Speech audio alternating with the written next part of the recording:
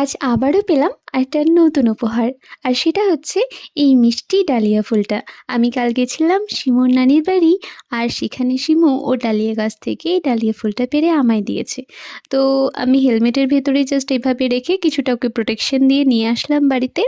আর ভীষণ ভালো লাগছিল, ভীষণ লাকি ফিল হচ্ছিল যে আমার জন্যে সিমরান ওর গাছের ফুলটা তুলে আমায় দিয়ে দিয়েছে। সত্যিই মানে আমার কাছে কোনো দামি গিফট বলতে গেলে আমি মনে করি ফুলটা হচ্ছে সবথেকে বেশি দামি। ফুলের থেকে দামি কোনো গিফট হতেই পারে না। তো এই দেখো আমি নেক্সট দিন মর্নিংয়ে চলে এসেছি।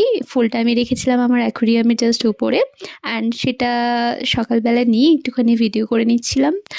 আর জানোই তো যে হাতে ফুল থাকলে, সামনে ফুল থাকলে মন ভীষণ ভালো থাকে। তাই আমার মনটা একদম ভীষণ ভালো হয়ে গেল।